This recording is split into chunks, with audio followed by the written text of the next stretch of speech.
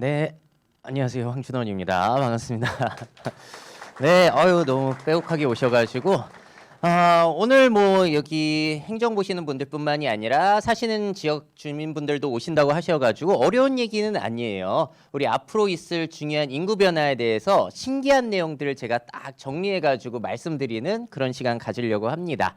자, 소개해 주셨지만 저는 미래 채널 마이F라는 곳을 운영하고 있고요. 주로 우리 미래 생활이 어떻게 바뀌는지, 뭐 산업, 경제 그런 것보다 우리 생활 위주로 좀 연구를 하고 있다라고 보시면 될 것 같고, 그를 토대로 보통 강의하고 가끔 방송도 하고 유튜브도 하고 책도 쓰면서 미래 소식을 쉽게 전달하는 사람이다라고 생각하시면 될 것 같습니다. 자, 그래서 제가 하는 일은 결국에는 미래를 이야기 드리는 일인데 여러분들은 미래 했을 때 가장 먼저 떠오르는 단어가 어떤 것일까요? 미래 했을 때 우리 미래에 가장 영향을 많이 주는 변화 요소 뭐가 떠오르세요? 여러분들은 제일 중요한 요소라든지 가상현실도 있을 수 있고요. 여러 가지 것들이 있죠. 제가 보통 다루는 내용들은 이런 내용들인데 이 중에서 가장 여러분들 눈에 가장 먼저 띄신 게 여러분들의 관심사일 가능성이 있죠. 이 중에서도 제가 가장 중요하게 말씀드리는 키워드는 인구 변화예요. 저는 우리나라에서 인구 변화보다 무섭고 중요한 일은 없다라고 봅니다. 자, 그래서 오늘은 인구 변화. 크게 두 가지 이야기 드릴 거예요. 첫 번째는 저출산으로 인한 고령화 이야기 드릴 거고 두 번째는 1인 가구 시대. 1인 가구들이 늘어나는 이야기 상당히 흥미롭거든요. 그런 점들을 전달드리도록 하겠습니다. 자, 먼저 아기가 안 태어나는 초저출산 사회부터 살펴보도록 할게요. 자, 퀴즈입니다. 언론으로 많이 보셨죠? 2022년 합계 출산율은 몇 명이었을까요? 자, 합계 출산율이 뭐냐면요. 여성이 한 명 동안 평생 동안 낳을 것이라고 기대되는 아이들의 숫자예요. 몇 명을 평생 동안 낳을 것인가. 옛날에는 뭐 6명도 낳고 그랬잖아요. 자, 작년에 몇 명까지 떨어졌냐면은 0.78명까지 떨어졌습니다. 자, 부부가 채 한 명도 낳지 않는다는 거잖아요. 자, 보시게 되면은 1970년에 보세요. 이때 여성 한 명이 평생 동안 4.53명을 낳을 것이다. 근데 그게 쭉 떨어진 거고요. 그러다 보니까 1년에 태어난 아이들의 숫자 70년만 하더라도 101만 명. 그리고 작년에는 25만 명. 50년이라는 세월 동안 이렇게 급격하게 바뀔 수가 있을까요? 정말로 신기한 일들이 펼쳐지고 있는 거죠. 참고로 국가의 인구가 유지되려면 여성 한 명이 몇 명을 낳아야 유지가 될까요? 2.1명이 맞습니다. 자, 부부가 2명을 낳아야지 인구가 유지되는 거잖아요. 근데 왜 0.1이 더 붙었냐면은 이민이라든지 사망하는 인구도 생기다 보니까 2.1명으로 보고 있는데 우리는 인구가 유지될 수 없는 그런 환경이고 어디까지 떨어질 것이라고 보세요? 너무 흥미진진하지 않나요? 이게 세계에서 가장 낮은 수치인데 그 기록을 우리나라에서 계속 갱신을 하고 있습니다. 자, 그 원인은 뒤에 또 살펴보도록 하시고요. 자, 그래서 대한민국 합계 출산율 좀 옛날까지 가져가다 보면은 1960년만 하더라도 6명을 넘었던 게 이렇게 떨어지고 있다. 어디까지 떨어질 것인지. 올해는 더 떨어질까요? 유지될까요? 아니면 높아질까요? 올해는 더 떨어질 가능성이 상당히 높아요. 지금까지 나와 있는 것들이 역대 기록치를 또 깨고 있거든요. 자, 그러다 보면은 이 저출산으로 인해서 긍정적인 효과가 많나요? 부정적인 효과가 많을까요? 긍정적인 효과는 뭐가 있죠? 아이가 안 태어나서 긍정적인 효과. 있긴 있습니다. 전 세계적으로 만약에 선진국에서 아이들이 적게 태어난다 그러면 어떤 점이 좋죠? 지구 환경에 이렇겠죠. 지금 너무 많은 사람들이 지구촌에 바글바글 하면서 탄소 배출을 하다 보니까. 자, 그리고 우리나라에서도 저출산을 환영하는 목소리도 있어요. 왜 그럴까요? 이제 경쟁이 좀 줄어들 수 있지 않겠냐. 뭐 집을 산다든지 대학교 들어간다든지 취업을 한다든지. 그래서 사람 귀한 줄 아는 사회가 될 수 있다라는 뭐 그런 기대감도 있습니다만 그런 것들을 제외하면 대부분의 것들은 악영향이 있을 가능성이 훨씬 높은 것 같아요. 자, 일단 여러분들도 느끼고 계실 것 같아요. 저도 오늘 운전하고 오다 보니까 젊은 인력들이 부족하다 보니까 누구로 대체가 되고 있죠? 외국인들이 상당히 보이시더라고요. 그래서 그런 부분들이 벌써 여기서도 드러나고 있는 것 같고 생산 연령 인구라는 게 뭐냐면 15세에서 64세. 가장 활발하게 경제 활동하는 인구거든요. 그 인구가 2020년에 3,700만 명 정도가 됐었는데 앞으로는 쭉쭉 떨어지게 될 겁니다. 그래서 다시 보여드리게 되면은 2070년 좀 멀리 내다 보게 되면은 젊은 인력이 2천만 명 사라진다. 서울 인구가 1,000만 명이 안 되는데 그거의 2배의 인구가 사라진다라고 통계청에서는 예측을 하고 있어요. 자, 그러다 보니까 삼성전자라고 하더라도 이걸 피해갈 수는 없는 거예요. 우리나라 전체적으로 젊은 인력이 계속해서 줄어드는 것들이 보이기 때문에. 자, 그리고 또 저는 걱정이 이겁니다. 아니, 의사라든지 경찰이라든지 필수 인력들이 부족하게 되면은 앞으로 어떤 일이 펼쳐지는 거지? 이런 점들 앞으로 살아가게 되면서 너무나 조금 걱정이 되는 부분들인 거죠. 자, 심지어 우리나라는 분단 국가이고 아직까지 휴전 상태이잖아요. 근데 젊은 사람들이 없다 보니까 군대가 사라지는 거 뉴스 들으셨어요? 군대 자체가 사라집니다. 이 부대 자체가. 자, 이런 일들까지 해서 야, 이거 과연 괜찮을까? 걱정거리가 생겨날 수밖에 없죠. 자, 그리고 또 젊은 사람들이 아무래도 부족하다 보면은 혁신의 속도가 줄어들 가능성은 너무나 높잖아요. 그래서 이런 부분들도 걱정이 됩니다. 자, 이거는 미국의 출생아 숫자인데 전쟁 이후에도 미국의 출생아 숫자들은 괜찮아요. 거의 유지가 되고 있죠.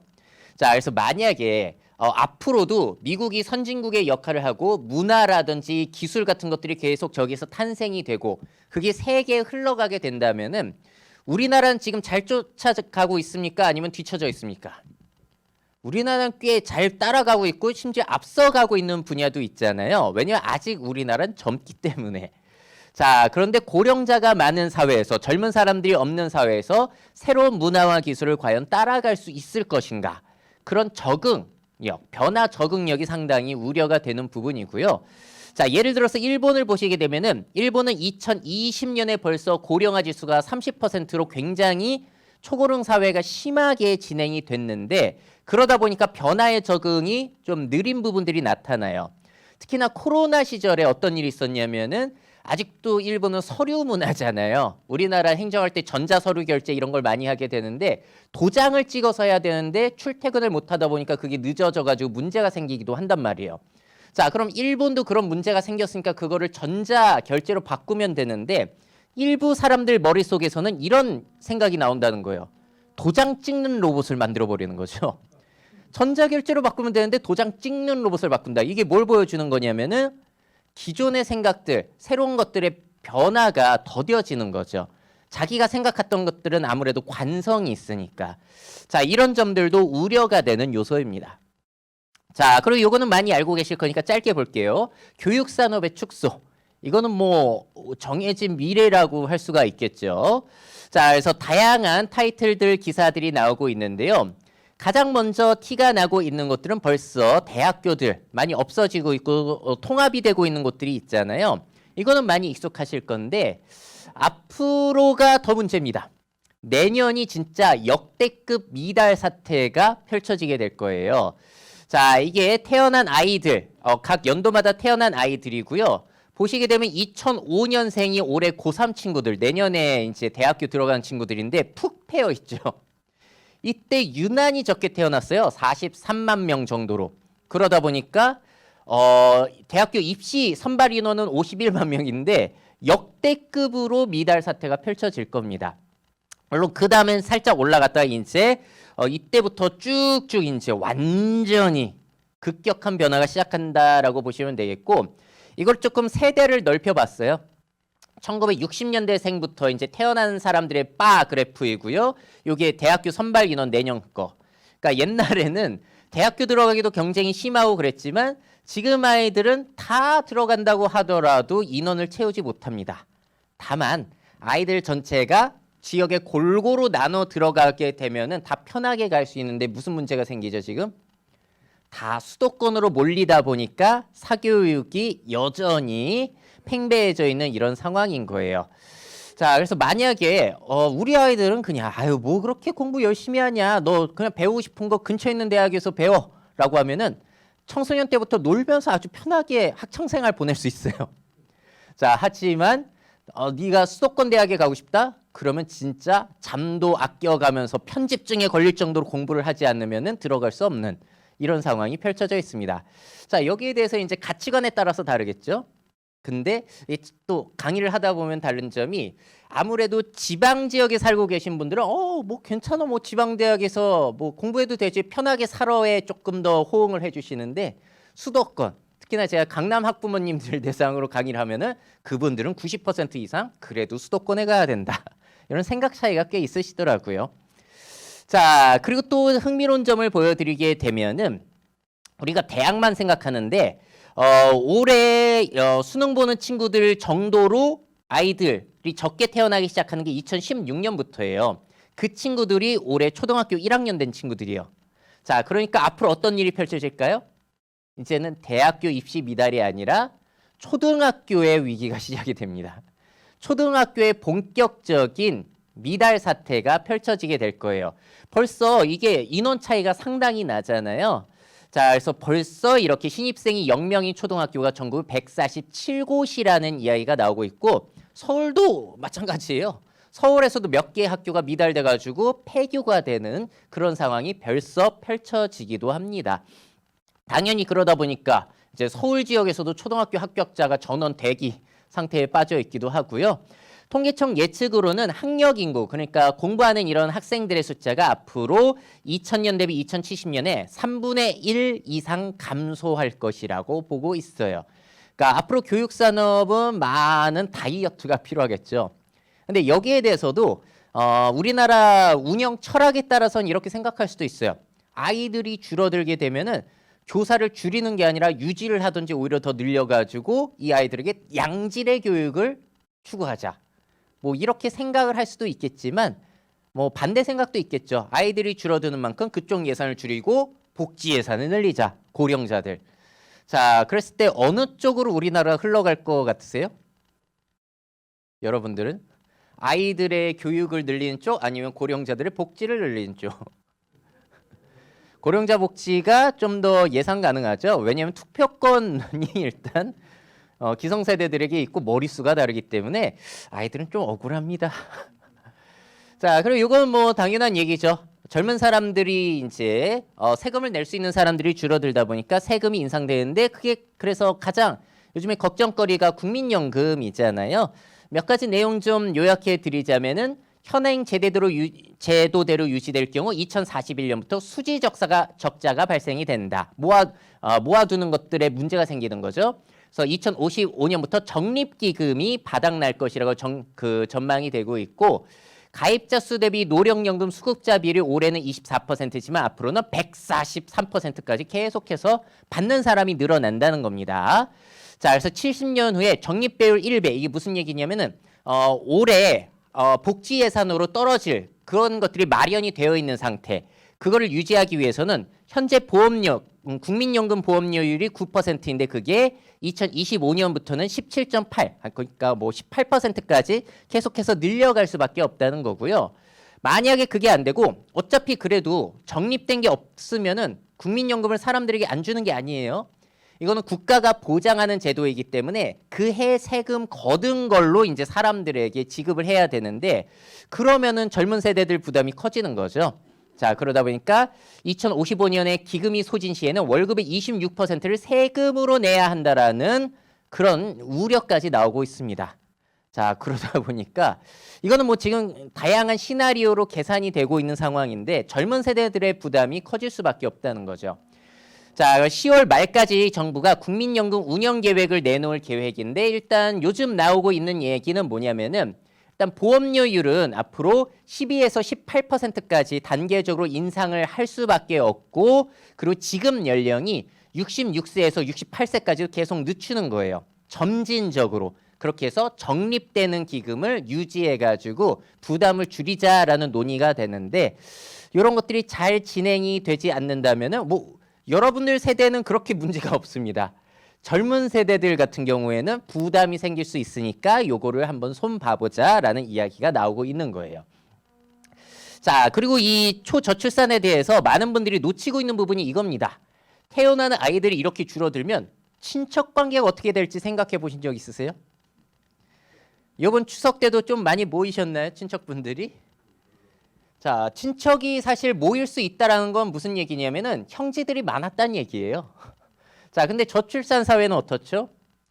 자, 태어나는 합계 출산율을 보시게 되면은 1960년에 6명이라는 것은 우리 형제 자매가 6명이라는 얘기예요. 그래서 친척이 많다는 얘기고, 지금 아이들의 부모님 같은 경우에는 이쯤에 있을 텐데 그러면은 한두 명이라는 얘기예요, 형제가.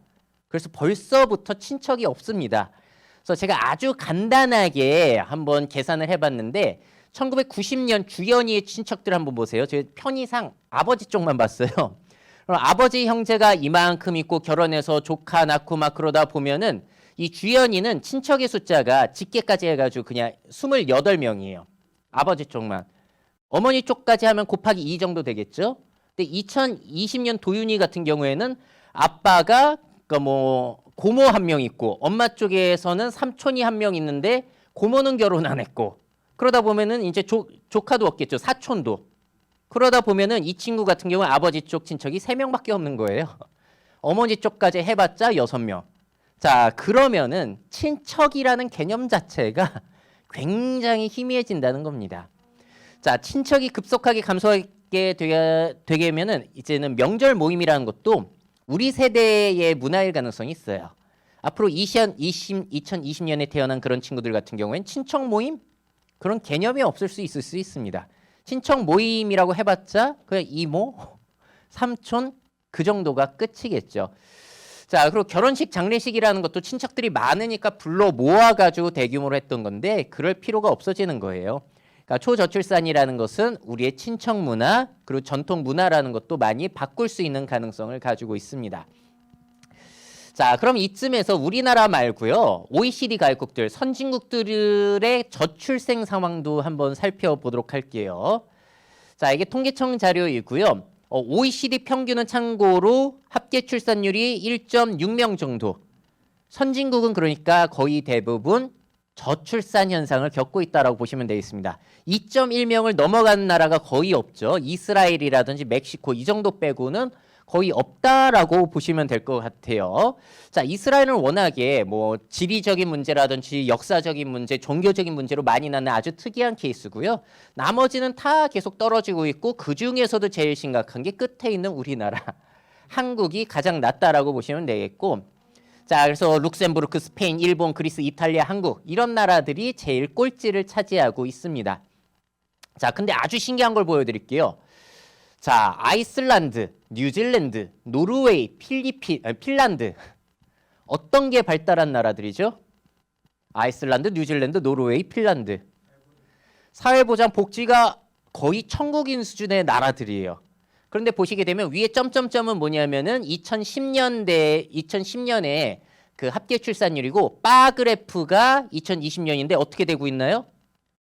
복지 천국에서도 아이들이 훅 적게 태어나고 있는 겁니다. 이 사실 알고 계셨나요? 자, 그래서 우리나라 언론상으로 보게 되면은 계속해서 우리가 저출산 해결을 위해서 뭘 얘기를 하냐? 육아 지원을 해줘야 된다. 그리고 경력 단절이 일어나면 안 된다라고 이야기를 하면서 그쪽으로 지원을 많이 하잖아요. 근데 그런 것들 우리가 진짜 열심히 해서 뭐 아이슬란드, 노르웨이 그 정도가 된다고 하더라도 무슨 일이 펼쳐지는 거죠? 저출생이 해결되지 않고 있는 거예요. 자, 그러니까 우리가 아무리 열심히 해봤자 올라갈 수 있는 것은 1명대 초반일 겁니다. 그것도 심각한 저출산 현상이에요. 자, 그래서 육아 지원으로는 우리나라가 인구를 유지하거나 인구를 늘리는 것은 불가능하다라는 것을 거의 언론에서 얘기하지 않죠. 아주 신기한 현상입니다. 자, 그래서 전 세계적으로 공통적으로 이 저출산 현상은 일어나고 있는데요. 자, 세계 경제 포럼에서 그 내용을 다뤘는데 뭐 이런 것들을 공통적으로 파악할 수 있다는 거예요. 그 원인, 세계적으로 여성의 사회 진출과 늦어지는 출산 연령. 여성이 인권이 성장될수록 저출산은 일어날 수밖에 없는 거예요, 사실. 이거는 뭐 당연한 흐름인 것 같아요.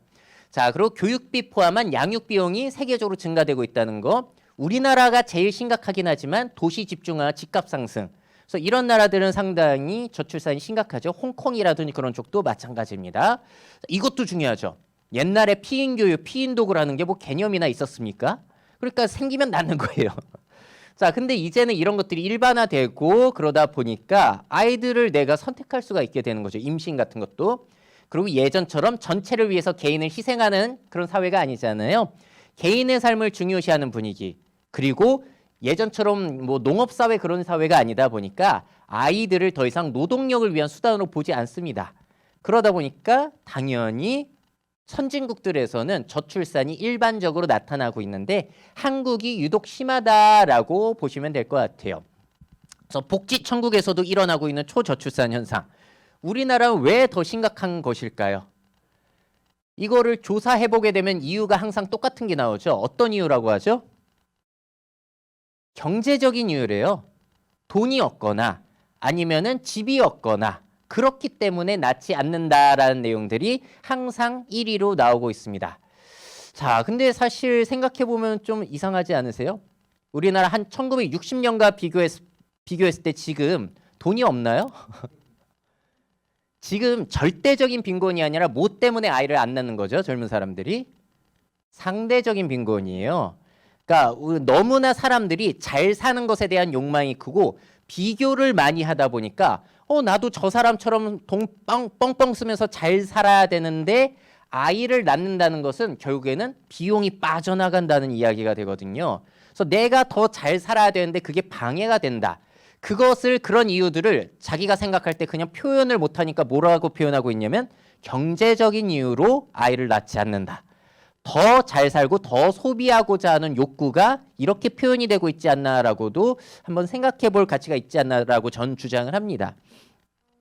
자, 블룸버그에서는 우리나라의 그 저출산 이유로 육아 부담을 꼽긴 했어요.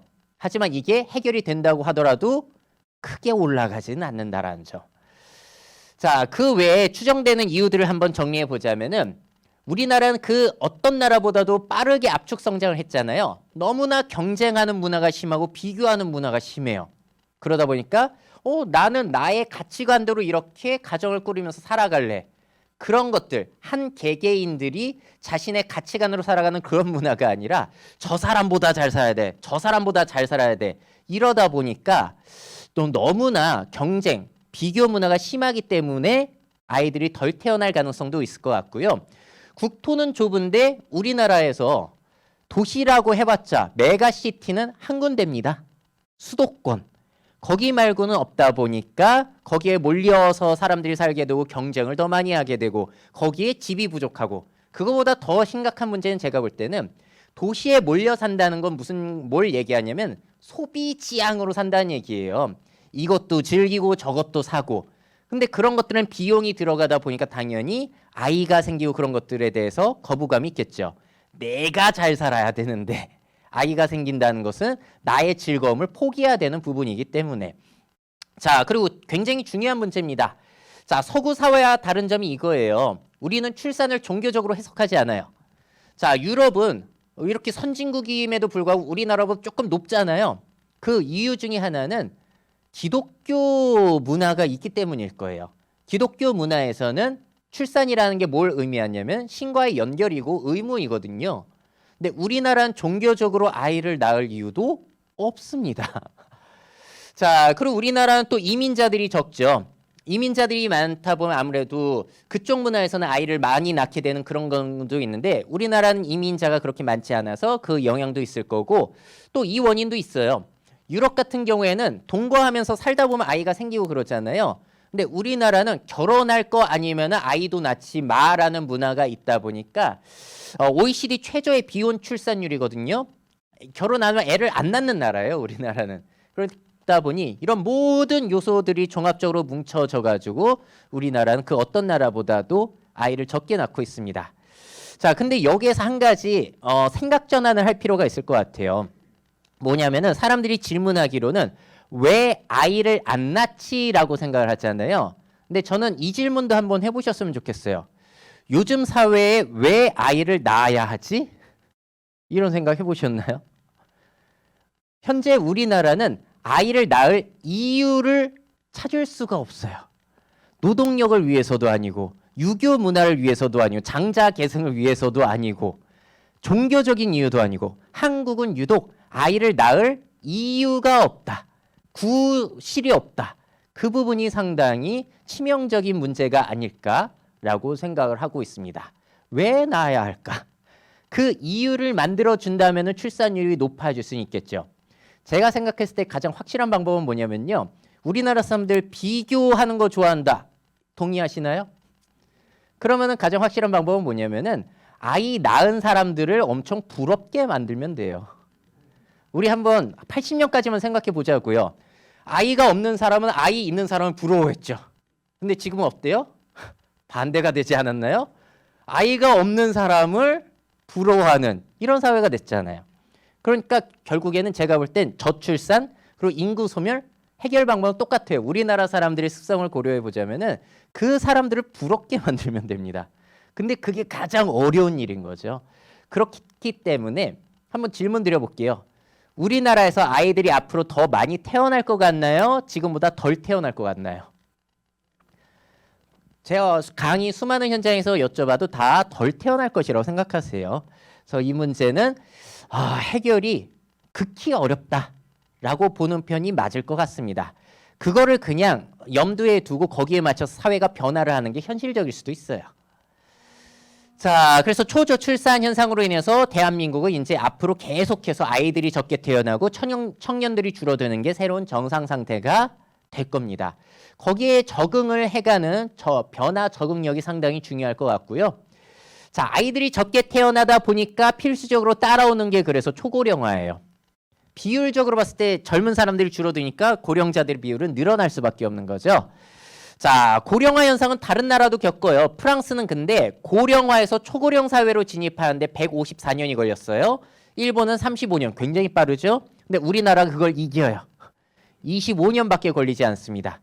가장 빠르게 일어나다 보니까 변화에 적응할 시간이 없는 거예요. 그래서 그 문제가 상당히 어렵죠. 적응을 할 수 있는 그런 충분한 기간이 주어지지 않았다라는 거. 자, 인구 피라미드 보시게 되면은 지금 1980년 지나가고 있습니다. 우리나라에서 60년, 70년에 제일 많이 태어났거든요. 이 사람들이 이제 2040년, 50년, 60년이 되면서 고령층을 차지하게 되면은 이런 역삼각형 구조가 만들어지는 거예요. 자, 그러면 이 퀴즈입니다. 통계청 예측으로 2070년에 향후 65세 이상 고령자 비율은 몇 퍼센트가 될 것이라고 예측했을까요?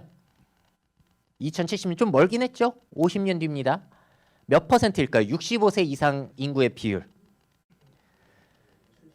통계청 예측으로는 46.4%. 그래서 생산인구, 젊은 경제인구보다도 많을 것이라고 보고 있고 사실 이것보다 높을 거예요. 통계청은 좀 보수적으로 늘 예측을 하거든요. 미래에 있을 가능성까지 다 이렇게 끌어잡아가지고 하면 그건 통계가 아니니까.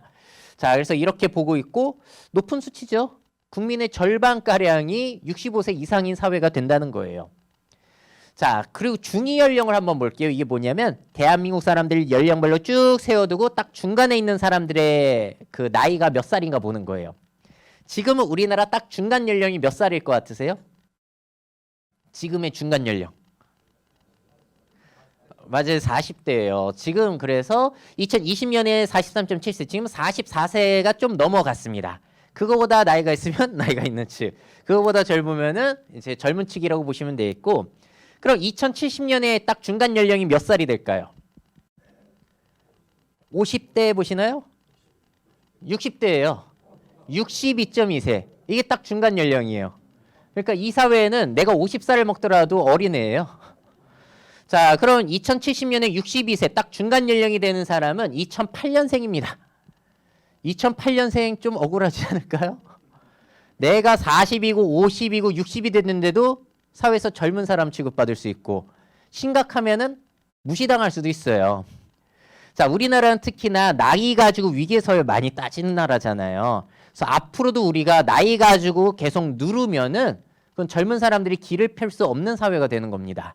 자, 그래서 기성세대들은 계속해서 나이 가지고 자꾸 사람을 누르고 하는 것들은 우리나라 미래에 그렇게 좋을까? 라는 생각을 해요. 자, 그래서 중위 연령은 이제 심각하게 되면은 64세, 65세까지도 보고 있는 이런 상황이고, 자, 그래서 현재 우리나라에서 가장 머리수가 많은 사람들은 말씀드린 대로 60년대생, 그래서 50대입니다. 자, 그리고 40대가 2위를 차지하고 있어요. 그래서 이분들이 우리나라에서 머릿수가 제일 많고 어찌 보자면 가치관의 중심도 차지하고 있다라고 볼 수도 있을 것 같아요. 투표권도 사실 제일 많은 사람들인 거죠. 그래서 이분들이 중심 세대인데 보시면은 아이들 같은 경우에는 9.2%, 7% 우리나라에서 굉장히 소수이고요. 지금이나 이렇지 앞으로는 이게 비율이 바뀌지 않을까? 라고 생각하시겠지만 안 바뀌어요. 자, 보시게 되면은 60년대, 70년대생이 지금 2020년 저렇거든요. 30년, 40년이 되더라도 이 사람들이 머릿수가 제일 많습니다.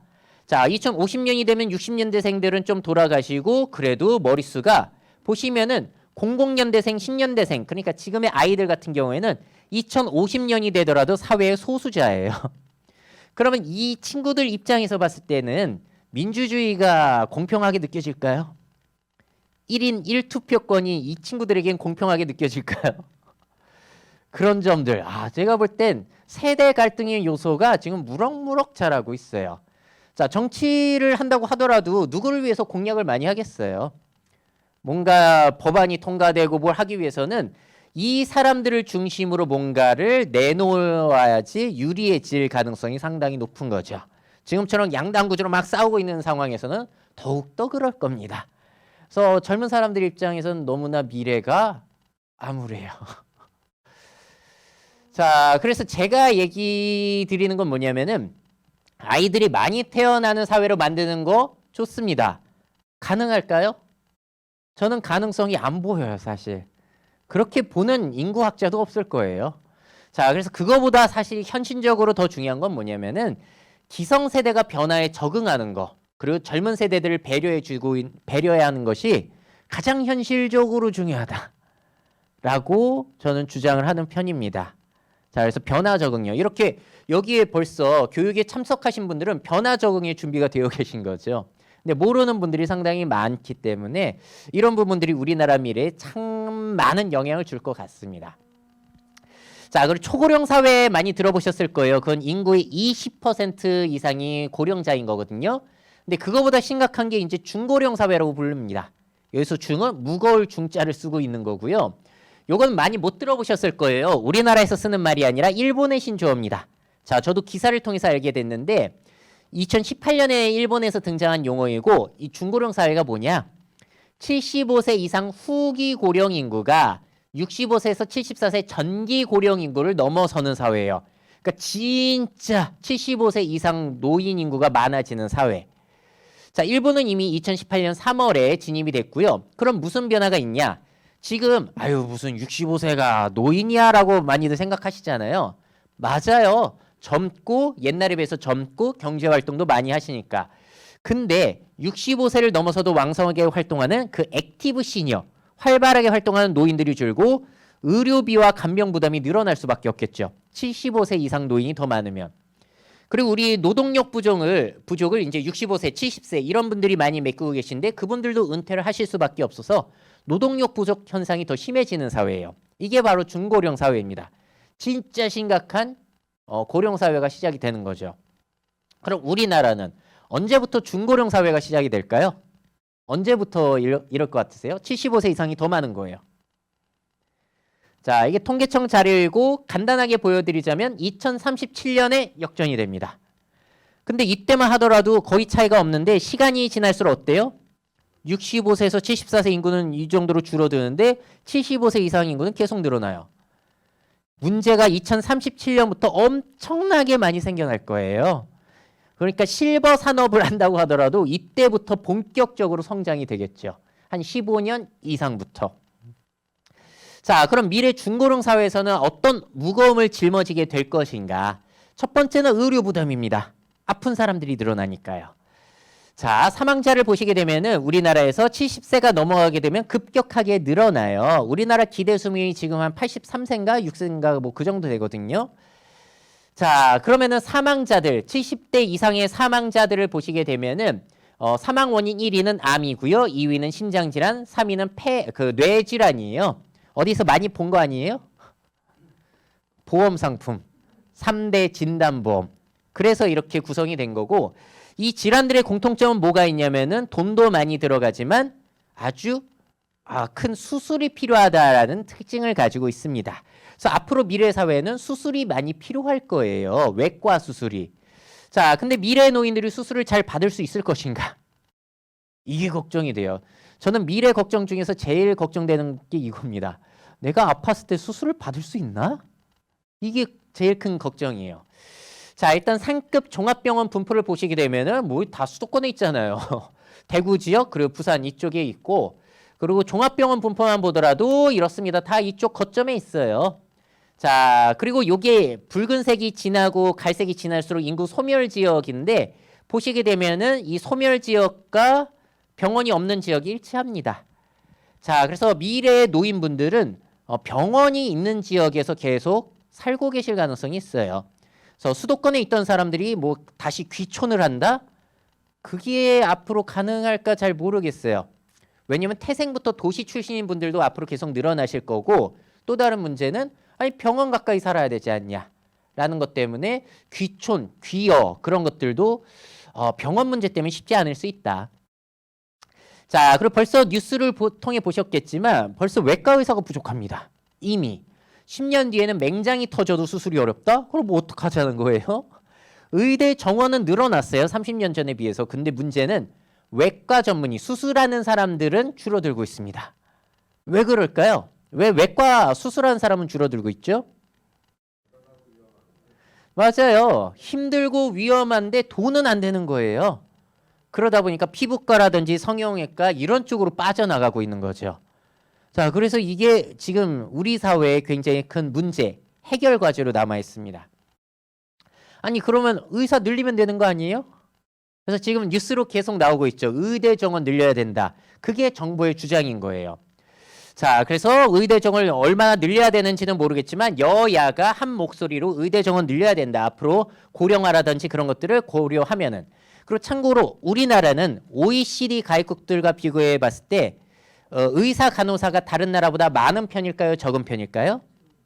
적은 편이에요. 자, 물론 의료의 질을 따지게 되면 뭐 많고 적고가 그렇게 중요하진 않을 수 있겠습니다만 일단 적습니다. 자, 그래서 늘려가자는 건데 의사단체에서는 반대하고 있어요. 왜 그럴까요?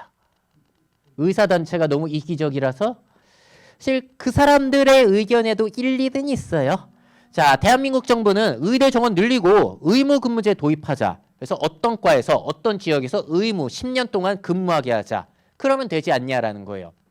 괜찮은 생각이죠? 근데 의사단체는 무슨 얘기냐면은 아니 그렇게 해봤자 뭐하냐. 10년 지나면 다 수도권으로 빠져나가고 다른 과로 이직할 거 아니냐. 돈만 들이는 일이다. 그리고 의사를 무작정 늘리면은 의료 비용만 늘어날 수 있다. 의료의 질이 떨어질 수도 있다. 뭐 이런 입장을 얘기하고 있고, 그래서 차라리 힘든 과에 대한 수가를 높이자는 거예요. 돈 좀 더 많이 주자. 그리고 지역에 좋은 의료시설에 투자하자. 이런 쪽으로 해가지고 아니 당신들 마음대로 하지 말고 우리 얘기 좀 들어주세요라고 하면서 파업을 하고 있는 2020년에 파업했죠. 그리고 지금 또 파업을 할지도 몰라요. 그래서 이 의견이 팽팽하게 맞서고 있는 상황입니다. 여러분들은 어느 쪽이 좀 더 공감이 되시나요? 이건 뭐 사정마다 다르기 때문에 당사자가 아니면 알 수 없는 상황이긴 한 것 같아요. 자, 근데 또 요 생각도 해볼 수 있어요. 만약에 뭐 울진군 근처에 정말로 좋은 의료시설이 생겼다고 해보죠. 그렇다고 하더라도 여러분들이 암에 걸리신다고 정말 심각한 질환에 걸리신다면은 그 근처에 있는 병원에서 수술 받을 것 같으세요? 아니면은 수도권에 가서 하실 것 같으세요?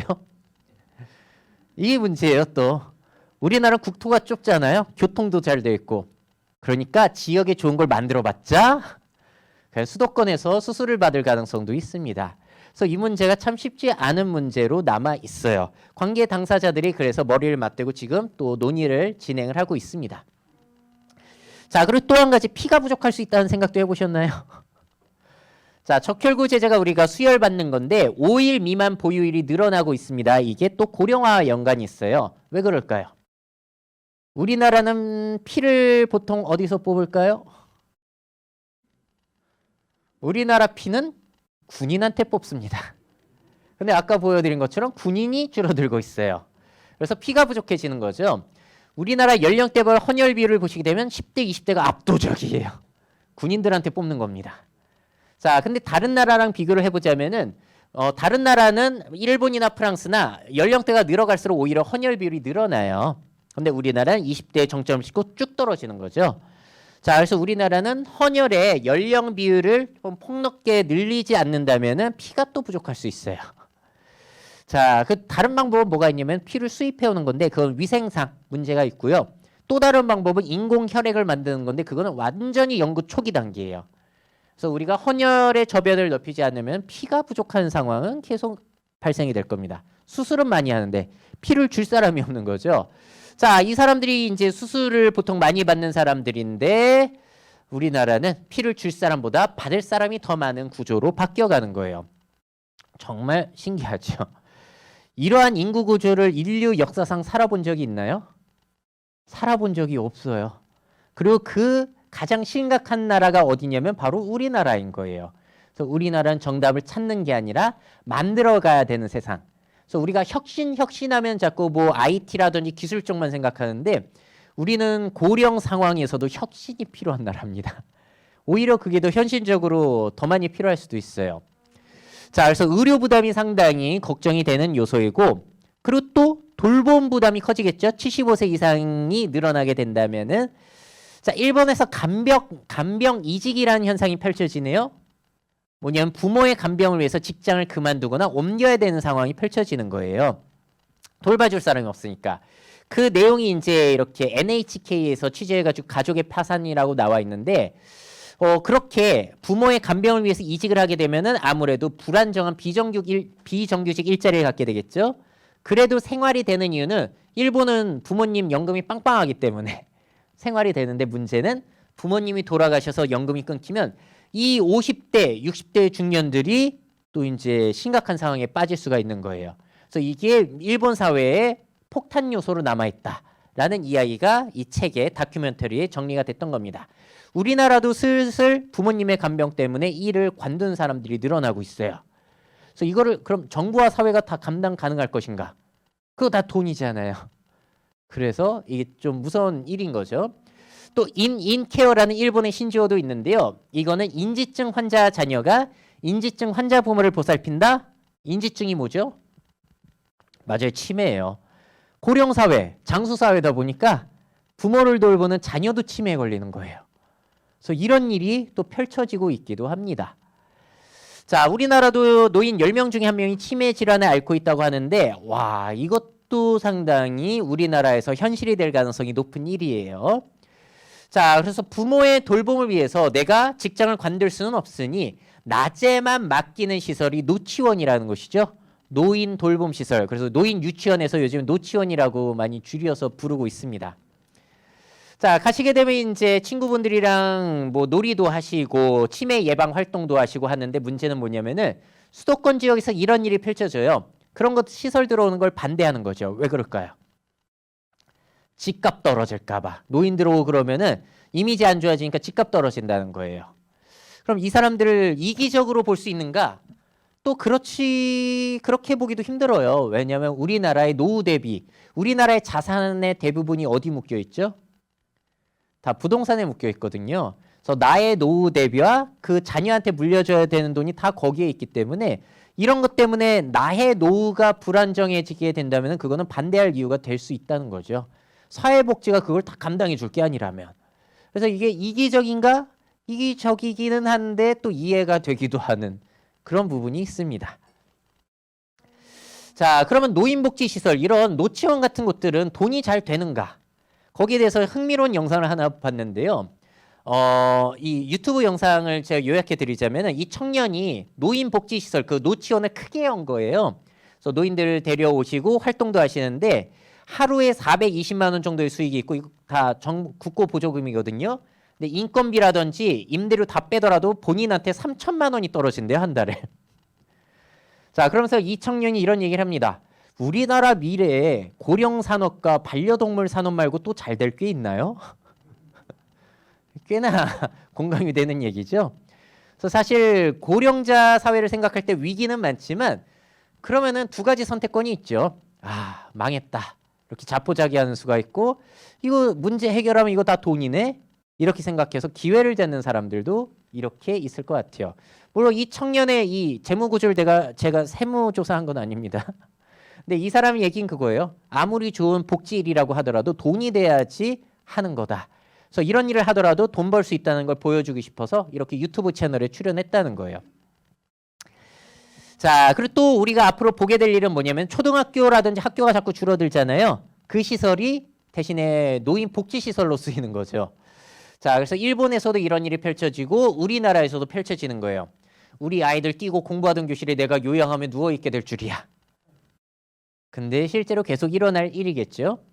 또 이런 일이 펼쳐지기도 합니다. 일본의 사례이고요. 아예 요양시설을 학교로 바꾸는 거예요. 왜냐면은 거기에서 이제 공부도 하고 하면서 삶의 의욕도 느끼고 치매 예방도 하시고요.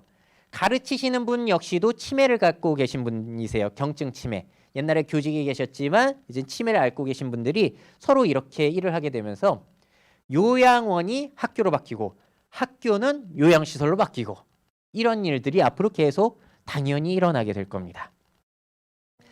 자, 그럼 이런 것들을 국가 기업 등이 충분히 돌봄 제공해 줄 수 있을 것인가?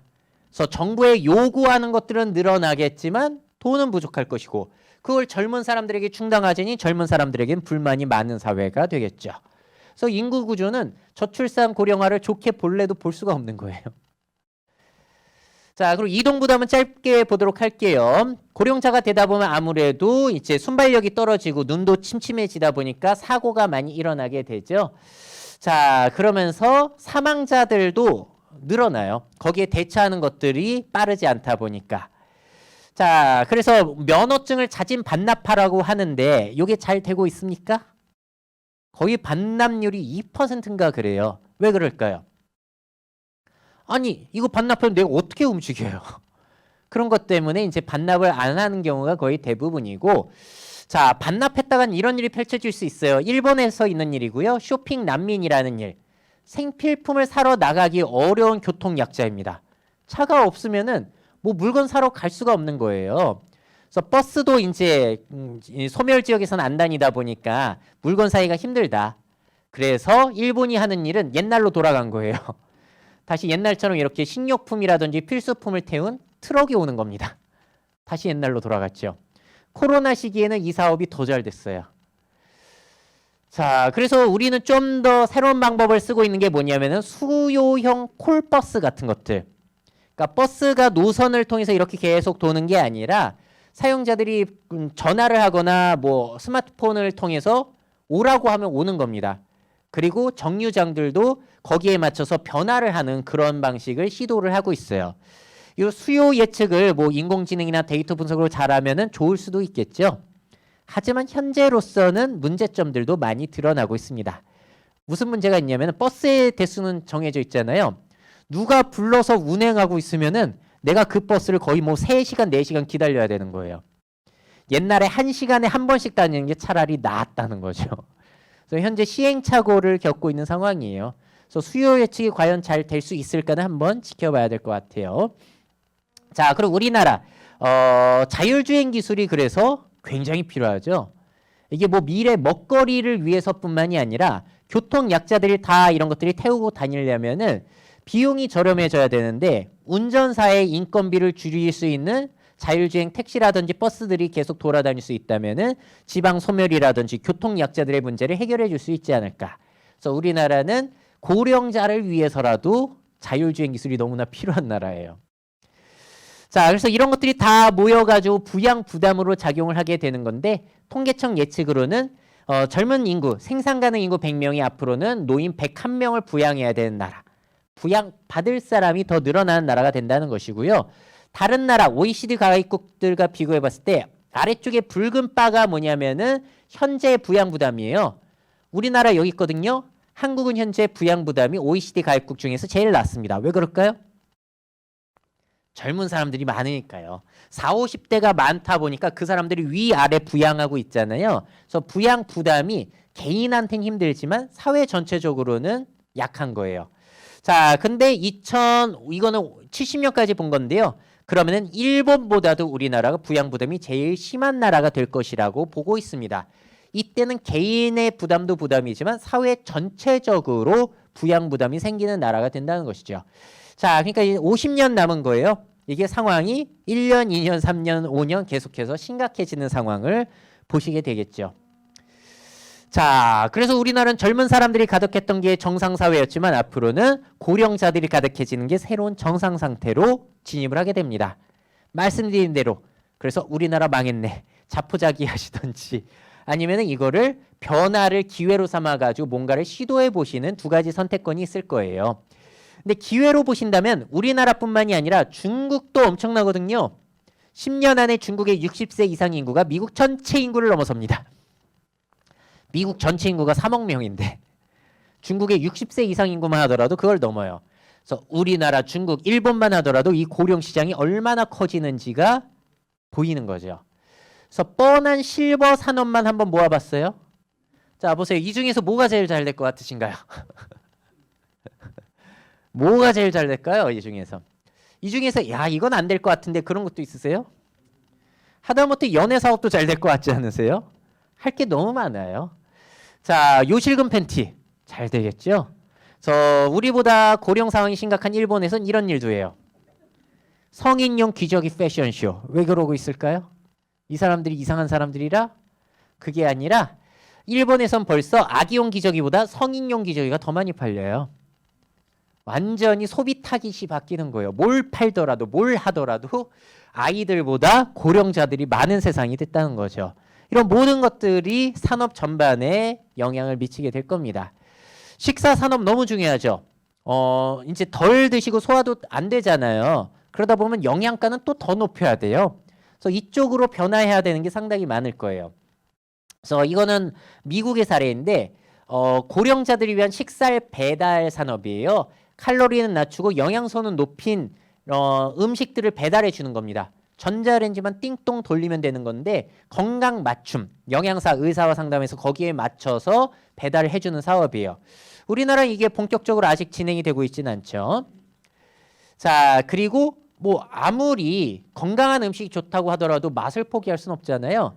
근데 치아는 안 좋고 소화는 안 되고 그래서 부드럽게 만든 고기 식품들, 연화식이라고 합니다. 이런 산업들이 앞으로는 계속해서 성장이 될 수밖에 없을 것 같아요. 자, 그럼 아까 노인 연애 사업 보여드렸는데 호주에 실제로 있어요. 50세 이상을 위한 커뮤니티 서비스라는 것인데 50세 이하면 가입 자체가 안 됩니다. 가입한 사람들은 이제 여기서 다양한 활동 모임을 해요. 여행이건 술 마시는 모임이건 할 수 있고 또 재미난 점은 가입자들에게 개인적으로 메시지를 보낼 수 있어요. 그래서 서로 메시지 보내고 사귀고 하면서 이제 노인 연애 사업을 진행하고 있는 곳도 있습니다. 우리나라는 이런 거 제가 알기로 없거든요. 어떻게 보세요? 앞으로 잘 될까요? 뭐 그런 점들도 한번 생각해 볼 수 있을 것 같고 또 앞으로 간병 인력이 너무 많이 필요한데 아우 힘들잖아요. 아무리 노인분들이라도 옮기고 하는 것들. 그래서 그를 위한 다양한 상품들도 생겨나겠죠. 이건 파나소닉 제품인데 침대가 휠체어로 바뀌는 거예요. 그러면은 사람을 들어서 옮기는 게 아니라 잠깐 옆으로 해가지고 바로 저렇게 이동시킬 수 있게. 간병 인력이 부족하다 보니까 저런 기술들도 필요하다는 거죠. 자, 그리고 앞으로 계속해서 허리, 무릎 안 좋은 사람들 늘어날 거예요. 그래서 그런 것들을 지탱해 줄 수 있는 제품들도 늘어날 겁니다. 그렇다고 이런 로봇 수트를 입는다. 이건 비용도 비싸고 일반 생활은 안 되잖아요. 그래서 이게 요번에 나온 일본의 신상품이에요. 천 소재로 되어 있어서 저걸 입게 되면은 허리의 근력을 높여주는 겁니다. 천의 신축성을 이용해서. 그래서 농사일 할 때나 아니면은 뭐 공장 무거운 거 들 때 저런 걸 입고서 할 수 있다는 거고요. 저렇게 쓰는 거예요. 농사일 할 때도 간병 보는 사람 입장에서도 조금이라도 근력을 지탱해 줄 수 있다는 거죠. 그래서 저런 식으로 사용을 하는 건데 이게 비용이 보니까 60만 원 정도예요. 그러니까 로봇 수트로 모터 들어가고 하면 훨씬 근력은 도와주겠죠. 근데 비용이 비싸지잖아요. 관리비도 들어가고. 그래서 60만 원 정도면 팔리지 않을까라고 해서 일본의 신상품으로 나온 거고 이건 아예 고무 제품으로 되어 있어가지고 걷는 걸 도와줍니다. 근력을 사방에서 지탱해주는 제품인 거예요. 그래서 걷기 시작할 때, 착지할 때, 보행 중 각각 쓰이는 근육이 다르니까 그거를 지탱해주는 제품이라고 신상품으로 이것도 나왔어요. 딱 이렇게 메고 이렇게 무릎에 차게 되면은 쫀쫀하게 이제 지탱해주는 거죠. 그래서 이분은 지팡이 대신에 저걸로 걷는 게 처음이었다고 해요. 이 청년은 중학교 이후로 자기 다리만으로 걷는 게 또 처음이었다라는 홍보 영상이 올라오기도 했습니다. 그래서 이런 신제품들이 앞으로 늘어날 것 같아요. 근력을 도와줄 수 있는 제품들. 그래서 이 제품도 33만 원 정도. 그러니까 뭐 그래도 살만한 제품들이 요즘 슬슬 일본에서 나오고 있더라고요. 이게 제가 착용을 안 해봐가지고 얼마나 좋은지는 모르겠습니다만 포인트는 뭐냐면은 이런 제품들이 앞으로 얼마나 많아질까. 자, 삼성전자에서는 아예 모터 들어가고 한 첨단 제품을 내놓습니다. 올해 안에 내놓는다고 해요. 그래서 저걸 착용하게 되면 근력을 향상시켜줘요, 하체. 그래서 본격적인 로봇 제품을 삼성에서도 고령자들 대상으로 올해 안에 출시할 예정이라고 하는데 그 생각도 듭니다. 그래서 이런 제품 계속 나오게 되면은 돈 많은 노인분들은 얄쌍하고 성능 좋은 걸 쓰고 돈 없는 사람들은 투박하고 모터 소리도 많이 나오는 거 써가지고 빈부격차가 저기에서 보이나? 차량에서 보이는 것처럼 그런 생각도 들더라고요. 자, 그리고 노인들을 위한 그 컴퓨터 게임 팀이 일본에서 생겨나기도 했는데요. 이렇게 모이셔가지고 게임을 서로 즐기시는 거예요. 하기 전에 손 운동도 하시고 코치님이 알려주는데 자, 이렇게 되게 되면 무슨 효과가 있냐면은 노인들을 고립감에서 벗어나게 해줄 수 있다는 겁니다. 인터넷상에서 같이 모여가지고 게임하는 것만으로도 고립감을 줄여줄 수 있고 치매 예방에도 도움이 됐잖아요. 그래서 노인들을 위한 게임 산업 역시도 성장이 될 가능성도 있을 것 같아요. 그래서 제 유튜브 채널의 구독자님이 한 이런 얘기를 생각이 났어요. 미래 노인정은 게임방이 될 것 같다. 요즘 젊은 사람들은 너무나 게임을 좋아하다 보니까 미래 노인정이라고 한다면은 지금 모습이 아니라 게임방의 모습일 가능성도 있다는 거죠. 상당히 공감 가는 이야기였어요. 그리고 고령화 관련해서 제가 제일 좋아하는 사례 하나 보여드릴게요. 우리가 화장품이라고 생각하면 보통 예뻐지고 멋있어지는 것만 생각하잖아요. 근데 거기에 고령화 요소를 섞은 거예요. 그래서 할머니들을 찾아뵙고 마사지 해드리고 예쁘게 화장을 해드림으로써 기분을 좋게 만들어드리는 심리치료 직업입니다. 화장을 통한 심리치료 사업인 거예요. 오랜만에 화장하시니까 기분이 얼마나 좋아지시겠어요. 그래서 제가 이 사례를 좋아하는 이유는 뭐냐면은 기존에 있던 뻔한 산업을 고령화라는 새로운 요소 그리고 심리치료라는 요소를 섞어가지고 완전히 새로운 요소로 탈바꿈했다라는 거. 이 생각만 하더라도 앞으로 할 일이 얼마나 많을까라는 생각이 들더라고요. 내가 좋아하는 거 잘하는 요소에다가 미래 트렌드 요소만 섞더라도 할 일들이 굉장히 많아지겠구나 라고 해서 제가 굉장히 좋아하는 사례입니다. 자, 그래서 초고령 사회만 하더라도 미래 일거리가 진짜 많죠. 넘쳐나서 해결이 안 될 정도예요. 그래서 요즘에 그런 얘기 있잖아요. 인공지능과 로봇이 발달해서 인간의 일자리가 다 없어지는 거 아니냐. 저는 그거 신경도 안 씁니다. 왜냐하면 고령화 하나만 하더라도 일거리가 너무 많아요.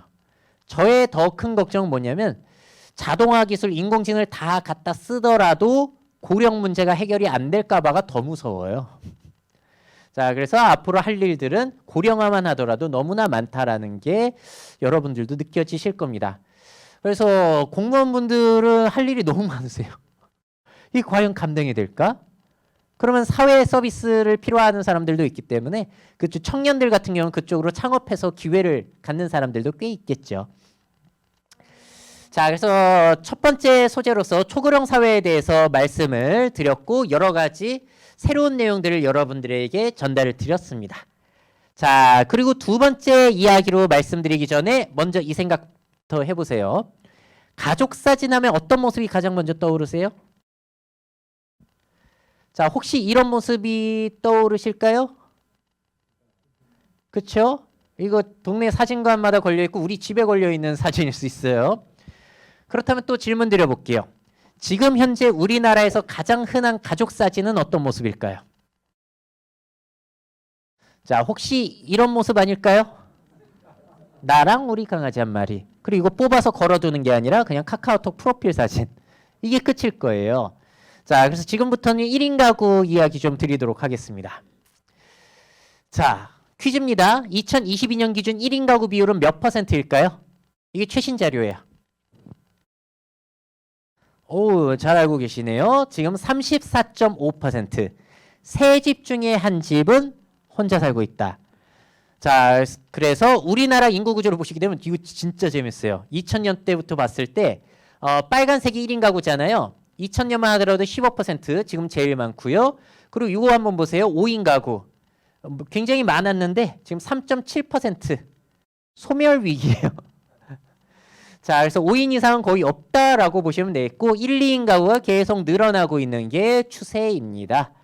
자, 그래서 통계청 예측으로는 2050년에 1인 가구 비율은 몇 퍼센트로 보고 있는가?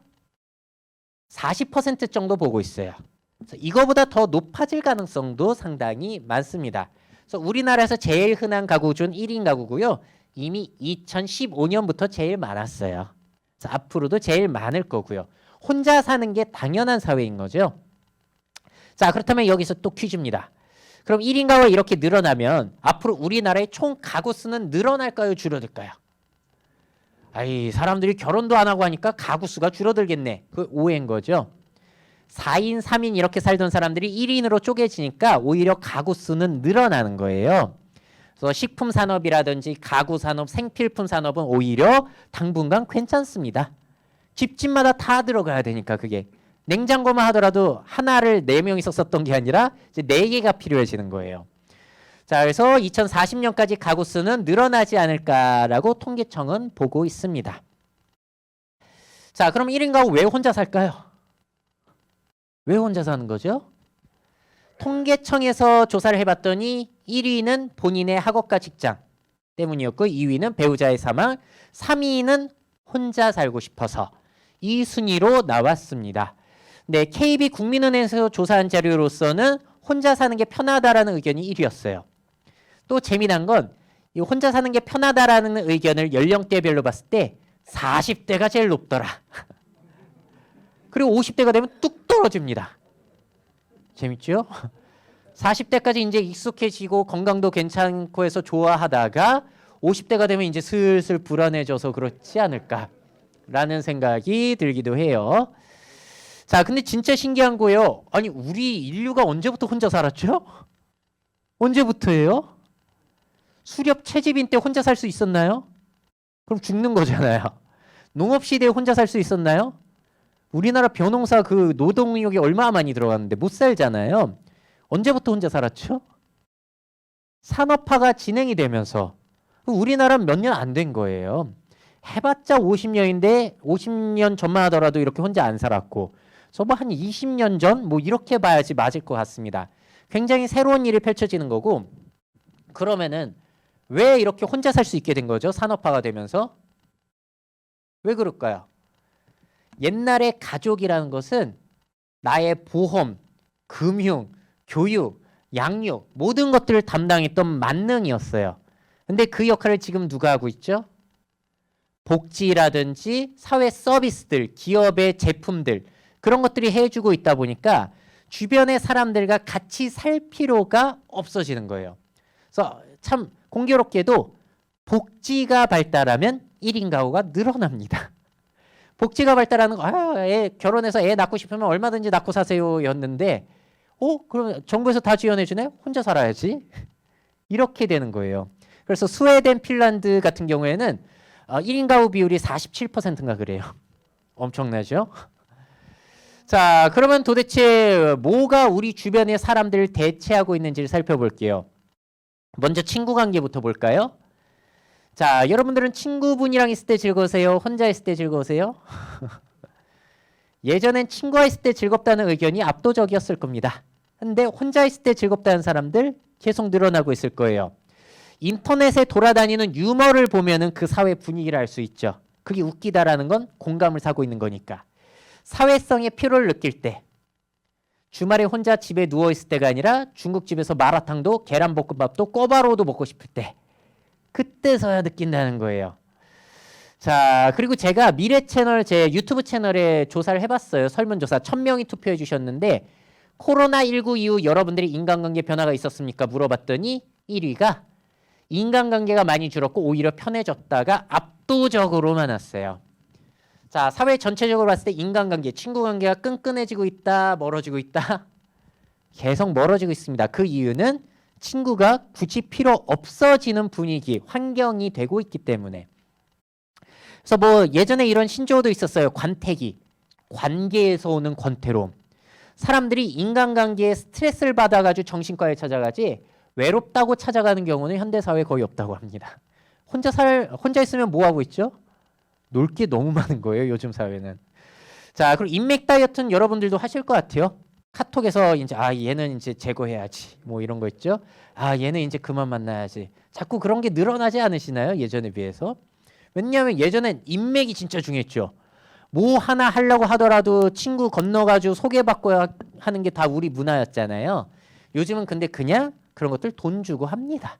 그러니까 친구 관계가 그만큼 중요해지지 않은 거죠. 또 재미난 현상을 본 게 제가 인천에 있는 중학교 대형 행사에 갔어요. 가면서 제가 이 생각을 했죠. 애들이 퍽이나 행사 듣고 있겠다. 나와서 지들끼리 놀고 있겠지. 근데 제가 본 풍경이 사뭇 달랐어요. 이 모습이더라고요. 애들끼리 모여는 있는데 각자 얘기를 안 해요. 무릎 베개도 하고 있는데 각자가 스마트폰만 보고 있는 거예요. 그래서 친구 관계를 누가 지금 대체해 가고 있는 거죠? 스마트폰이에요. 누군가의 주말 일상일 수 있어요.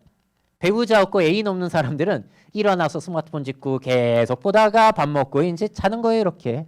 근데 외롭지 않은 거죠. 이게 너무 재미난 거예요. 자, 그래서 친구가 예전엔 굉장히 중요했지만 그 자리를 콘텐츠들, 스마트폰, 뭐 인터넷, TV 속의 콘텐츠들이 대체해 가고 있습니다. 이런 것들이랑 있어도 하루가 뚝딱 지나가 버리는 거예요. 그리고 거기에서 방송하는 뭐 유튜브 채널 운영자, 그런 사람들과 시간을 보내는 거죠. 간접적인 친구와 시간을 보내는 게 더 즐거운 거예요. 오랜만에 친구 만나는데 나랑 취향도 안 맞고 다른 소리 하잖아요. 그때 핸드폰 딱 집어들게 되면은 1초 안에 내가 원하는 사람이랑 내가 제일 좋아하는 얘기를 들을 수 있게 된 그런 환경이 된 거죠. 그래서 제가 둘 중에 하나만 선택해 보라고 말씀드려요, 여러분들한테. 스마트폰 없이 1년 살기, 친구 없이 1년 살기. 여러분들 어느 쪽 선택을 하실 것 같으세요? 요즘 제가 다 강의 현장에서 여쭤보면은 친구 없이 1년 쪽이 더 많아요. 그러니까 이것만 하더라도 벌써 사회 분위기를 느낄 수가 있는 거죠. 친구를 대체하는 건 일단 디지털 콘텐츠들, 재미난 콘텐츠들이 많이 대체해 가고 있다. 자, 그럼 가족은 뭐가 대체해 가고 있을까요? 최근에 통계청 조사 결과가 있었어요. 결혼을 긍정적으로 보는 청년의 비율은 몇 %인가? 몇 %라고 보세요? 요즘 청년들 몇 %가 결혼을 긍정적으로 보고 있을까요? 36.4%입니다. 2012년에 56%였던 게 뚝 떨어졌고요. 전체로 보더라도 60에서 50으로 떨어졌는데 사실 60대 이상 같은 경우에는 이 수치가 훨씬 높아요. 근데 청년들 같은 경우는 36%니까 3명 중에 1명만 결혼을 긍정적으로 보고 나머지는 뭐 해도 그만 안 해도 그만. 왜냐하면 현대사회에서 결혼의 이점이 있습니까? 현대사회에서 결혼의 이점이 거의 없어요. 그런 점 때문에. 계속 말씀드리죠. 애를 왜 안 낳냐가 아니라 요즘 왜 애를 낳아야 되지? 결혼을 왜 안 하냐가 아니라 요즘 사회에 뭐 좋다고 결혼을 해야 되지? 이렇게 질문을 한 번쯤 바꿔보시는 것도 좋으세요. 노동력을 위한 것도 아니고 집안의 대를 잇기 위한 것도 아니고 그런 것이죠. 자, 그래서 혼인 건수나 혼인율이나 쭉쭉 떨어지고 있습니다. 96년만 하더라도 1년에 혼인 건수가 43만 건이었는데 작년엔 19만 건으로 떨어졌고 앞으로 계속 떨어질 거예요. 왜냐면 결혼할 젊은 사람들이 없으니까. 그리고 그 사람들도 결혼할 생각이 없으니까. 결혼은 앞으로 계속 줄어들 겁니다. 자, 그래서 이렇게 쭉 줄어들었다는 거. 자, 그럼 사람들 결혼 왜 안 하냐라고 물었을 때 주된 이유는 뭐냐면 결혼 자금 부족이라는 거예요. 근데 이거는 아까도 말씀드린 것처럼 절대적인 빈곤이 아니라 상대적인 빈곤. 비교하면서 사실 월세 살면서 시작해도 되는 거잖아요. 근데 나는 한강이 보이는 그런 수도권에서 아주 빵빵한 집에서 살 돈이 없다는 거예요. 그렇게 내가 아주 멋있게 살 게 아니라면은 못 사는 거니까 그거를 뭐 어떻게 표현하냐면 결혼 자금이 부족하다. 여러분들 이제 좀 여기에 이제 선배님들 같은 경우에는 결혼하실 때 돈이 많으셨나요? 그렇지 않잖아요. 그때부터 경제 상황이 훨씬 좋아졌고, 그리고 세계에서 아이를 가장 많이 낳는 나라가 어디죠? 지금 아프리카 대륙이에요. 경제가 안 좋죠. 그러니까 돈 없어서 안 난다는 얘기는 뭐냐면 진짜 가난하다가 아니라 내가 정말로 멋있는 명품 사고 오마카세 먹고 재밌게 살고 싶은데 결혼하면 그게 안 되잖아. 결혼해서도 그렇게 살 자신이 없어. 그렇게 해석하는 게 맞다는 거예요. 정말로 가난하다는 게 아니라. 그리고 2위는 결혼의 필요성이 못 느낀다는 거예요. 그리고 3위는 출산 양육 부담 뭐 이런 것들이 나오고 있습니다. 그래서 옛날에는 나이가 차면 결혼을 해야 됐죠. 주변에 눈치도 있고. 근데 지금은 그런 생각들이 없어지다 보니까 진짜 마음에 드는 사람이 아니라면 굳이? 라는 생각들이 일반적으로 퍼져 있는 거죠. 그래서 그 자리를 메꾸고 있는 게 동물이에요. 결혼해가지고 배우자 아이를 낳고 사는 게 아니라 외롭다고 보통 강아지 고양이를 기르죠. 자, 지금 KB 조사 결과에 따르면 전체 가구의 30%가량의 반려동물을 기르고 있고요. 앞으로 기르겠냐라고 했을 때 그렇다는 의견이 50%. 계속 더 기를 것 같아요. 몇 가지 재미난 그래서 반려동물 산업을 보여드리자면은 아예 주택 자체도 강아지 데리고 살기 좋은 쪽으로 디자인을 해버리는 거예요. 조명 같은 경우에는 깜빡거리지 않습니다. 강아지 눈엔 깜빡거리는 게 보이거든요. 그리고 바닥은 안 미끄럽게 중음 해가지고 이제 소리 안 들어오게. 그리고 이거 중요하죠. 1층에 세족 시설. 이거 왜 아파트들은 안 만드나 몰라요. 산책시키고 아래서 이제 씻고 들어가면 좋잖아요. 그래서 이런 걸 만들어놨고 초인 종 대신에 불빛만 깜빡거리는 초인 등. 주인은 불편해서 어떡하나 모르겠는데. 자, 그리고 전용 샤워기를 조금 아래쪽에 달아두고 목줄 이거 안 놓으면 벌금이잖아요. 곳곳에 걸어둘 수 있는 리드 후크 거는 데를 만들어 두는 거예요. 그래서 저는 이 지자체 다닐 때마다 그런 얘기 말씀 많이 드리거든요. 이 지역들은 다 펫 프렌들리, 반려동물을 생각하면서 앞으로 도시 디자인을 해야 된다. 관공서만 하더라도 강아지를 어디 묶어두든지 뭐 할 수 있는 그런 것들이 다 많아져야 되는 거예요. 이제는 강아지가 진짜 개가 아니라 가족이니까.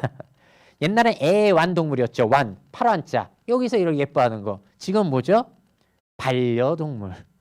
내 인생의 반려 존재라는 것이기 때문에 뭐든지 이제 그 동물을 사람 취급해야 되는 그런 시대가 온 거죠.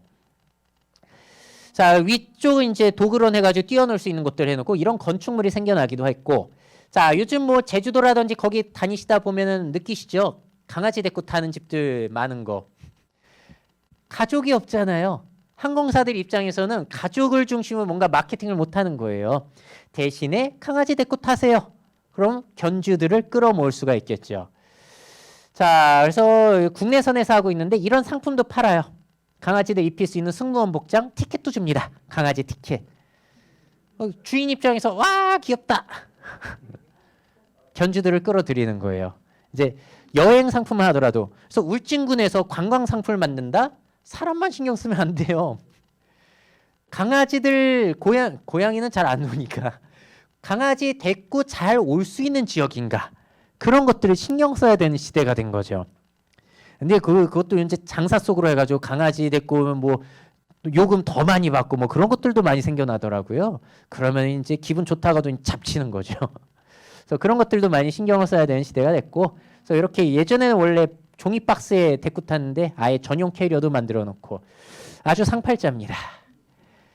자, 그리고 가족이니까 이제 장미호 시설이라는 것도 늘어나죠.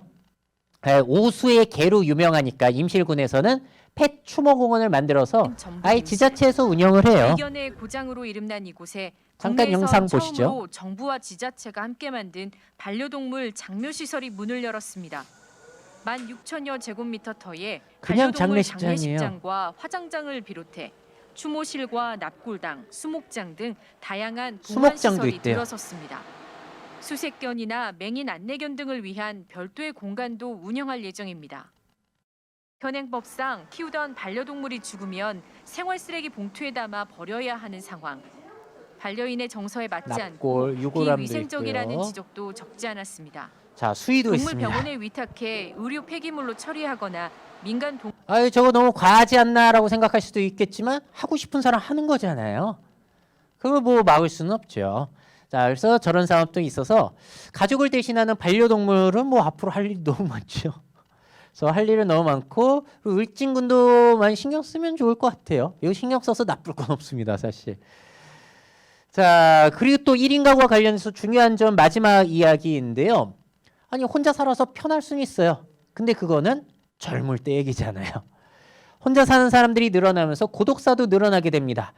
자, 고독사 발생 건수는 계속해서 증가 추세를 보이고 있고 이거 확실하게 추정하기는 어려워요. 어디까지 고독사로 봐야 되는지도 애매해서. 자, 그래서 고독사를 방지를 하는 것도 앞으로 또 해야 되는 일이기는 해요.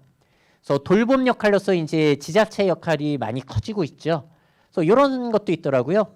1인 가구들이 병원 갈 때 동행해 주는 서비스 이런 것들 앞으로 많이 필요하겠죠. 그러니까 이제 행정 보시는 분들은 너무 할 일이 많은 거예요. 어떻게 감당이 가능할까라는 생각이 들 정도로. 그리고 유퀴즈 온더 블록 아시나요? 그 프로그램에 유품 정리사 분이 나오셨는데 그 미래에 고독사가 늘어나니까 유품 정리사도 많아지잖아요. 이런 얘기를 하시더라고요. 고독사하는 집을 가보게 되면은 그분들이 할 줄 아는 취미가 아무것도 없대요.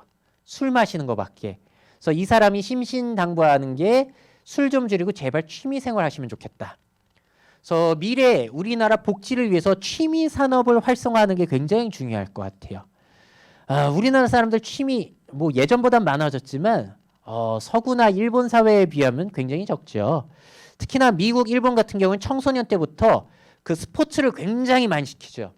그래서 한 사람 한 사람마다 특기의 스포츠가 있어요. 근데 우리나라 체육 시간은 어때요? 거의 수능을 위한 자습 시간이에요. 아이들이 특기가 없습니다. 자, 근데 만약에 우리 한 사람 한 사람이 각자 특기 스포츠가 있다고 한다면은 그런 것들을 통해서 고립감을 줄여줄 수 있을 거예요. 대회도 열고 하면서 삶의 보람도 느낄 수 있을 것이고.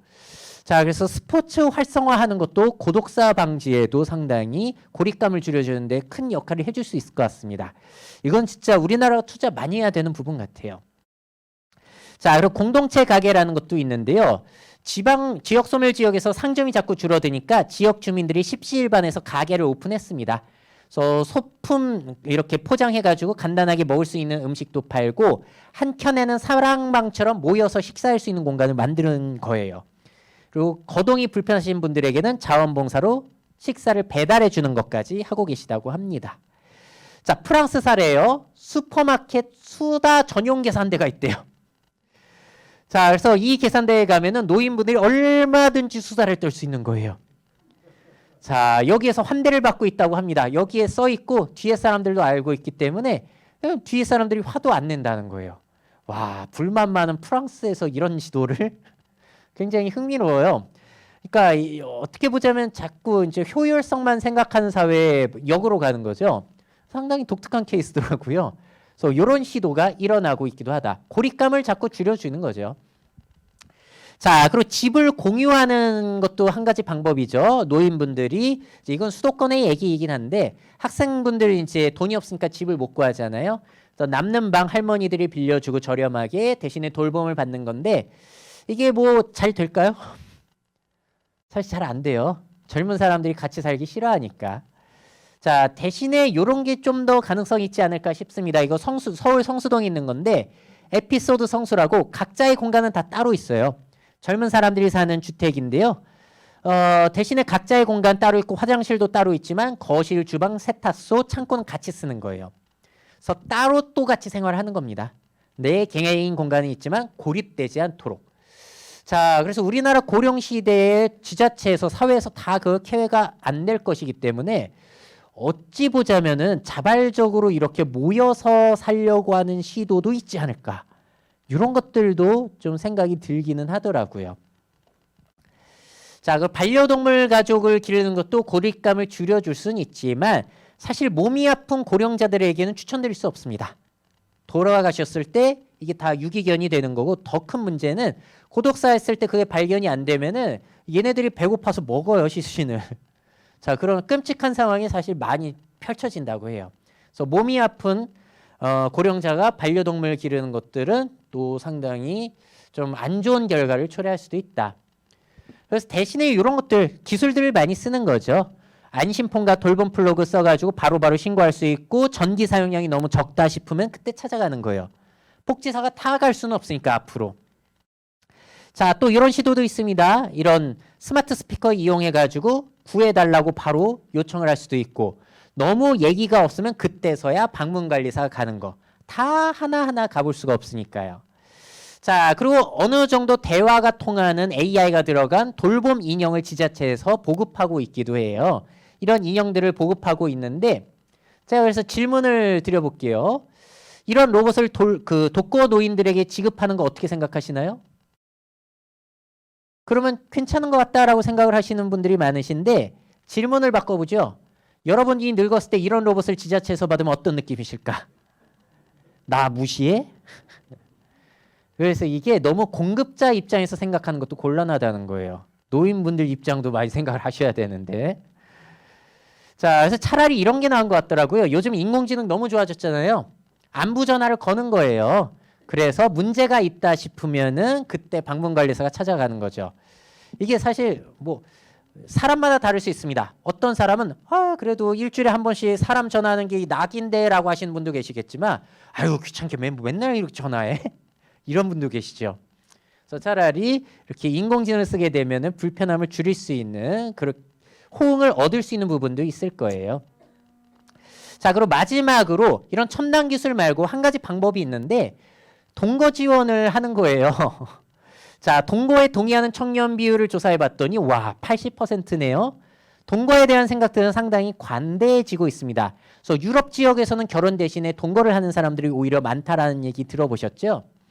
자, 그리고 그래서 지금 발의가 된 게 하나 있는데 생활 동반자법이라는 거예요. 자, 이게 뭐냐면요. 동반자 관계 이거를 신청하게 되면은 물론 결혼 관계는 아니지만 하나의 파트너로서 인정이 돼가지고 내가 아플 때 그 사람이 수술 동의서도 써줄 수 있고 그리고 결혼한 사람들과 거의 동등하게 여러 가지 복지 혜택이 나오는 그런 법률이 지금 법안이 나와 있는 겁니다. 사실 이 제도는 유럽 국가들에서 일반적이에요. 말씀드린 대로 결혼한 커플보다 그래서 이런 동거 지원 제도를 선택하는 사람들이 상당히 늘어나고 있습니다. 그래서 이 제도를 또 법안 발의가 나온 이유는 뭐냐면은 몇 가지가 있겠지만 큰 이유는 결국엔 그거예요. 이 법이 왜 필요하냐? 심화되고 있는 고동 문제, 돌봄 공백을 해결하자는 거죠. 지자체에서 다 해줄 수 없으니 그 끼리끼리라도 이렇게 모여 살다 보면은 서로 도움이 되잖아요. 그래서 이런 우리나라는 결혼할 거 아니면 같이 살지 마라는 생각이 일반적이었는데 그걸 유지하는 게 미래 사회에 도움이 되겠냐는 거죠. 그래서 이렇게 너무 끈끈한 관계는 아니지만 가족이랑 비슷한 이런 관계들도 우리 사회에 필요하지 않냐라고 나오고 있는데 어떠세요? 이런 것들은 필요하다고 보시나요? 근데 반대하는 사람들도 상당히 많으세요. 전통적인 가족 가치관을 흐리는 거다. 아니 이거 동성 커플, 동성혼을 합법화하는 게 아니냐 이런 우려도 있으시고 자 그리고 이렇게 하게 되면은 이거 저출산 현상이 더 심해지는 거 아니냐 이런 생각도 있는데 사실 유럽에서는 비혼 출산이 혼인 출산보다 더 많은 국가들이 꽤 있습니다.